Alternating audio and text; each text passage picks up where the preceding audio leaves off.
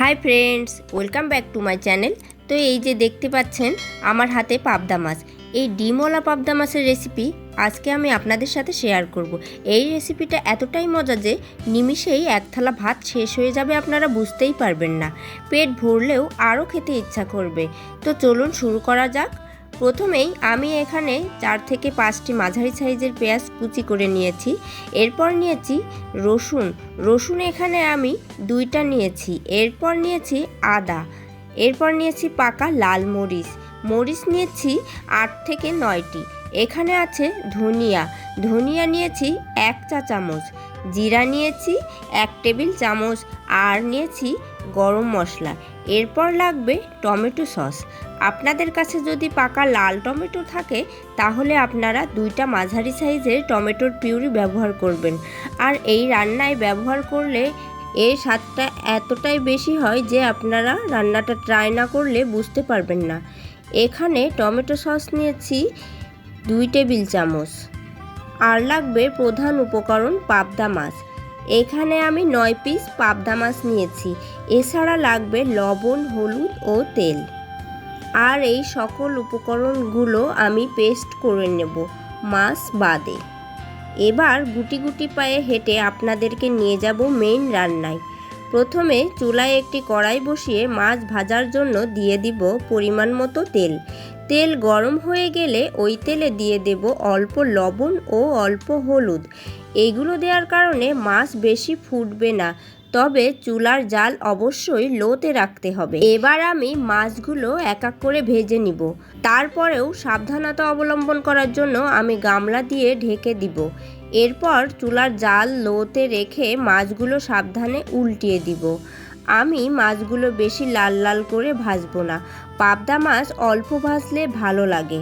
পাবদা মাছ কিন্তু অনেক মজার একটা মাছ। আমার সবগুলো মাছ ভাজা শেষ। এবার ওই তেল থেকে একটু তেল কমিয়ে নিয়ে ওই তেলে দিয়ে দেব 1 চামচ জিরা, এরপর দিয়ে দেব তেজপাতা, এরপর দেব পেস্ট করে রাখা পেঁয়াজের পেস্টটা দিয়ে কিছুক্ষণ নেড়ে দিয়ে দেব রসুনের পেস্টটা দিয়ে আবারও একটু নেড়ে দিয়ে দিব ধনিয়া ও জিরার পেস্ট। এখানে আমি ধনিয়া ও জিরা একসাথে পেস্ট করে নিয়েছি।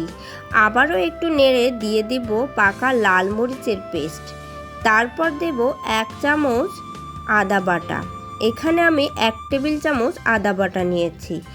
এবার মশলাটা একটু কষিয়ে তারপর দিয়ে দেব টমেটো সস। মশলাটা যাতে পুড়ে না যায় তার জন্য দিয়ে দেব অল্প একটু জল দিয়ে আবারও একটু মশলাটা কষিয়ে নেব। মশলা থেকে তেল ছেড়ে আসলে ওই পর্যায়ে দিয়ে দেব 1 চামচ হলুদ, এরপর দিয়ে দেব 1 চামচ লবণ হলুদ দিয়ে আবারও একটু নেড়ে নেব। দেখুন আমার মশলার কালারটা কত সুন্দর এসেছে। এরপর ঝোলের জন্য দিয়ে দেব পরিমাণ মতো জল। ঝোলটা ফুটে উঠলে দিয়ে দেব ভেজে রাখা পাবদা মাছগুলো দিয়ে আলতো হাতে নেড়ে দিব যাতে করে মাছগুলো ভেঙে না যায়। এবার কিছুক্ষণ ফুটিয়ে তারপর দিয়ে দেব গরম মশলার পেস্ট। গরম মশলাটা দিয়ে আরও 2 মিনিট ফুটিয়ে নামিয়ে নিব। এই যে আমার পাবদা মাছের রসা একদম রেডি।